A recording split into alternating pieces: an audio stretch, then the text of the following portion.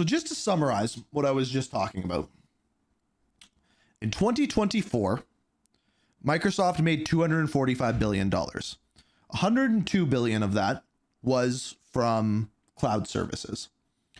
So that's Microsoft Azure for them. Call of Duty is not on that yet, but half of their money is from one thing. So you also have to think like Microsoft is in a bunch of other things, computers, softwares, all of this stuff. They're also in video games. So video games is a small portion of the amount of money that they make. Actually, let's see. How much money did Xbox make last year? $21.52 billion. So less than 10% of Microsoft's money earnings are from gaming.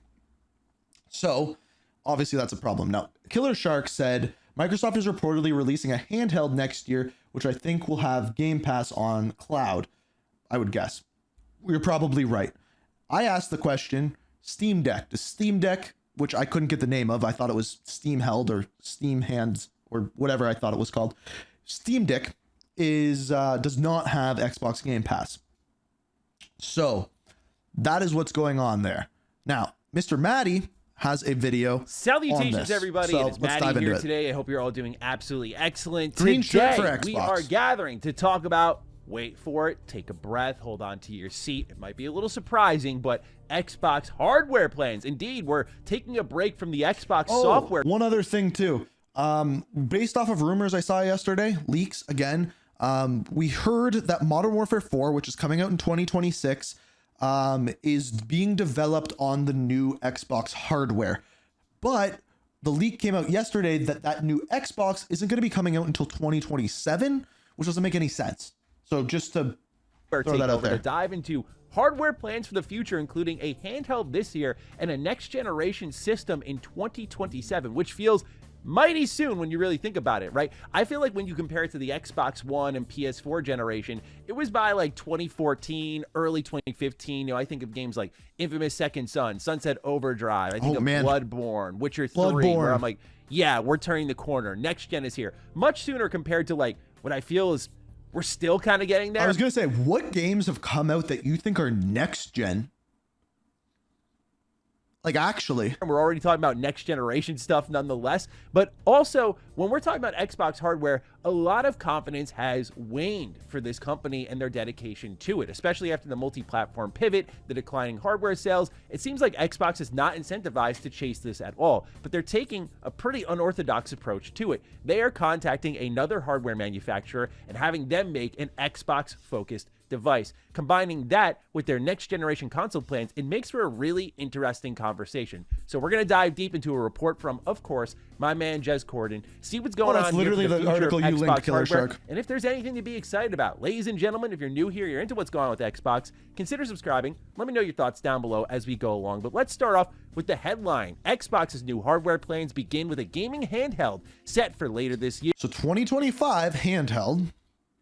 With full next-gen consoles targeting 2020. So then there you go. There's your 2027 number. First up, it seems Microsoft is working with a PC gaming OEM or original equipment manufacturer, think Asus, Lenovo, MSI, Razer, etc., on an Xbox-branded gaming handheld, surprisingly slated for later in 2025. That is wild. That is actually wild. If plans are met. Codenamed Keenan, this gaming handheld will look unmistakably Xbox, we're told, complete with an official Xbox guide button and Xbox design sensibilities. Given that this is a partner device similar to Lenovo's Steam OS partnership with Valve, I expect this handheld to be more PC-oriented. It'll most likely run full Windows, which is putting dope. The Microsoft Store and PC Game Pass front and there center. It is. There's what we were talking about. Install things like Steam. Let's stop there for a moment. Lot to say here. First off, Steam. Let's stop there. Alongside the ability to install things like Steam. That's important. As long as they include that, that's important. Things like Steam. Let's stop there for a moment. Lot to say here. First off, who do you think the PC equipment manufacturer is? I'll give you one good hint. Hang on. I believe I'm holding in the palms of my hands who will be working on this Xbox handheld. Xbox and Microsoft, creatures of habit. They dip their toe in the pool, see what's going on. and then from there they take the full dive. So I think about in particular with the ROG Ally, or the, I'm sorry, the ROG Ally. I think about this in particular where Xbox is really closely partnered with this device. You know, they were all in on like Game Pass support. Hey, we have the Xbox app here. I mean, it's a Windows device after all. So there were a lot of reasons why Xbox was getting behind it, but you could see it was the beginning of a partnership that would grow closer. So that is my personal prediction. But with that in mind, there's a number of things that also come to mind. I use my Steam Deck OLED frequently. I'm in the middle of a brand new New Vegas playthrough. Nice. And so wonderful, might I add. I am just loving my time with it. But I've been playing it on my Steam Deck OLED, and that is a very, very, very tough device to replace. The price proposition, the battery life, the screen quality, just how smooth it runs. Yeah, it's pretty cheap, of course, isn't the it? lack of headaches also. I just gotta say, like, I like that it's a very casual. So that's the thing. Here's the thing, right? Hear me out on this. If Xbox does this, they should sell the device at cost. So if it costs them $300 to make, so the OLED's like $500. Okay, let's use that number. If it costs them $500 to make, they should sell it for $500. Why? Because when they sell that, that's going to sell Game Passes, which is a subscription, which in the long term, you're going to make way more money off of. Just saying. Focused device. I don't have to maneuver Windows. And if this comes out and it's more expensive than the Steam Deck, it's doomed. And do updates via, what was it, Game Crate or whatever it was called on the ROG Ally. Bugged the hell out of me. Like, it is just a straight up handheld gaming device. So you got to stand toe to toe with that. But I think with the Xbox branding behind it, definitely draws my attention a lot more. But I hope that, of course, point one is that it's a gaming oriented device, less than a PC oriented device personally. But if it is going to include things like Steam Deck is hard to beat, basically a mini PC that can run most games. And that's exactly what the Xbox One needs to be. But it needs to have Game Pass and it needs to have Steam. And if it can do both of those and run it well and easily, that's the other thing, user friendly. If it does that at a cheap price, it can beat the Steam Deck. Microsoft Store and PC Game Pass, this is a great time for Xbox to finally put in front of us, although I think it should have been much earlier as they were moving into this multi-platform plan. I think this is a great time to get in front of us what this new Xbox everywhere ecosystem looks like, right? The rumors have been many times in the past that Xbox is working on some sort of guide system, some way to take the ecosystem from platform to platform. No matter where you are, you still have access to a general suite. Yes. So I was going to say that, but I didn't know for sure. Gavin444, he said, if Microsoft can fix the battery life also. I've heard that the Asus ROG or ROG or however you want to say it, ROG, R-O-G, doesn't it have like an hour-long battery life or something like that? So what's the Steam Deck's battery life and what's the ROG's battery life? Does anybody know?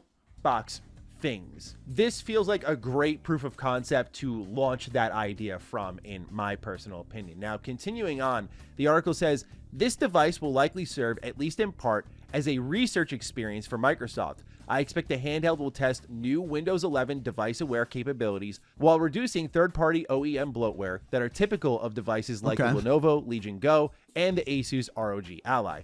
I expect Microsoft will leverage widgets on the Xbox Game Bar on PC for controlling things like TDP and fan speed, while hopefully having a more streamlined OS experience for controller use. Yeah. Of course, existing PC gaming OEMs will benefit from these efforts as well, but the research will also help with Microsoft's further out plans. So yes, a new Xbox-themed handheld in 2025 that's serving as a sort of research experience, and I'm curious what they're going to do here that, for example, they can't do. All right, Steam Deck battery life depends on what game you play, like 3 hours for bigger games, but smaller games like Stardew Valley or something is 10. Okay.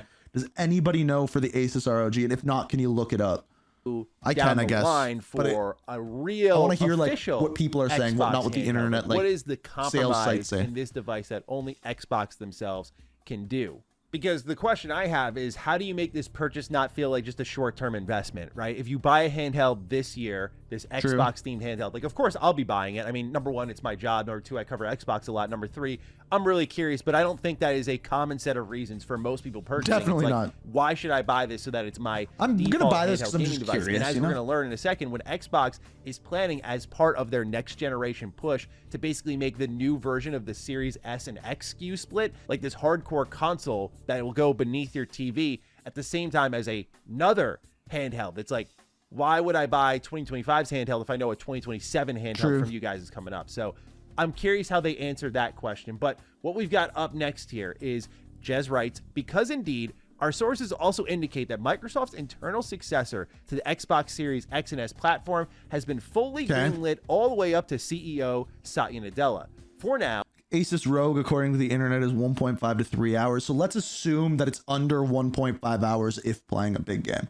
So it's about, I would say, half the battery life of the Steam Deck, just based off of what I've heard. No evidence behind that. I understand that Microsoft's next generation hardware plans include a premium successor to the powerful Xbox Series X alongside its own Xbox gaming handheld and several new controller options. Tentatively, it seems these new console devices are slated for 2027. Now, one thing Jez did speculate about on the Xbox 2 podcast is that it would be more PC. Real Panda Rogue Ally X apparently has 2 hours and 10 minutes of intense game on max settings. Okay. Like, as we'll get into a bit, this brand new Xbox console. But we might have gotten a little taste of this with the Xbox FTC leak that happened, which contained... That's what I said. If you look at like the actual sales websites, it's going to give you drastically different numbers than if you like look on what people say on Reddit, for example, or something like that. And of course, hardware plans that we even still reference to this day. Now, Phil Spencer did step out when that leak happened and said like, hey, a lot of these are out of date, but what we did see was like a adorable all digital Series X as they defined it. Interestingly, was the controller that would lift to wake up, automatically connect to your TV. So that was like a new step in Bluetooth technology for the controller that I think would work best with cloud gaming. So I feel like that's going to be part of the push, because there was a report from 2 months ago from Jez Court, and he says, I've got it on good authority that Sabile still exists and is planned to launch alongside the next generation of Xbox console hardware. Microsoft wants to retain the ergonomic feel of the existing range of Xbox controllers, but it seems that the grips also house new haptic motors that can direct high-definition impulses. So like the PlayStation controller. How the new motors are spread throughout the device and should activate consistently irrespective of how the player moves the housing of the controller. Also, another interesting aspect of Sabile is the fact that it will borrow a feature from Stadia in that it will connect directly to cloud games over Wi-Fi. Players will be able to directly point the controller at different devices via an active device list of sorts, similar to how you can point Spotify to different devices you've connected your account to. By bypassing Bluetooth, it should help eliminate a few additional milliseconds of latency when playing games in the cloud, which may not seem like much, but it is an uncanny difference. Yeah, of course. And was a big contributor as to why Stadia often felt faster than competing solutions at the time. So there is a world, I feel, where like this handheld that they're making is sort of like a Steam Deck where you can end up using it like a PC. I mean, these things are getting more and more powerful despite their sizes. And so you could use a controller on it even if you'd like. And maybe that is the idea of the Xbox hardware ecosystem moving forward, is like you can buy this controller and use it on your TV as well as the handheld that you bought in 2025, and it all just works together really well. If this is the vision, it is exciting. But of course, again, we have another handheld in the mix here, which is your Series S, if you will, for that generation. And then you have a brand new powerful console, it sounds like. What is that console? Jez writes, it seems that the next-gen Xbox consoles will be closer to Windows than ever before, reducing the amount of work developers have to commit to So it's a PC. porting from PC. I understand that they will continue to support backwards compatibility with legacy Xbox games too, however. Xbox President Sarah Bond previously announced a project team specifically designed to promote backwards and forwards compatibility for existing Xbox games to that end. Xbox lead Phil Spencer has teased in previous interviews the desire to support third-party storefronts on Xbox hardware too, including platforms like the Epic Game Store, GOG, itch.io, and even Steam itself.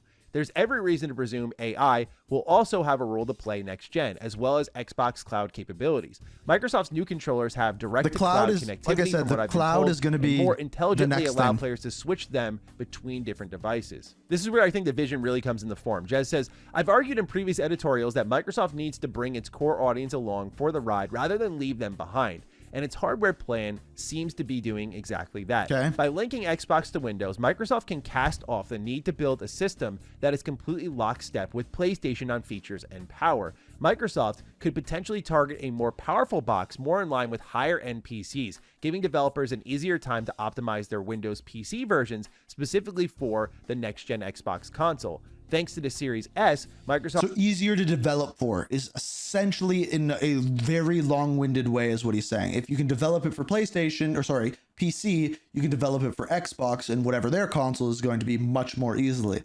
So they're hoping that more PC indie developers can port their games to Xbox and not PlayStation because it's more similar to PC. Smart move. Microsoft already has a large amount of games that could be easily ported to a handheld type system too. The strong possibility that these future systems will remain backwards compatible ensures that those of us who are digitally locked into the Xbox ecosystem will have a place to upgrade to in the future. Future Xbox games will likely be Windows oriented, hopefully with Xbox Play Anywhere as a default licensing model. Of course, there's still so much we don't know. They're going to do the Play Anywhere thing still. Speculate upon for now. Prices, specs, features, developer support, and beyond.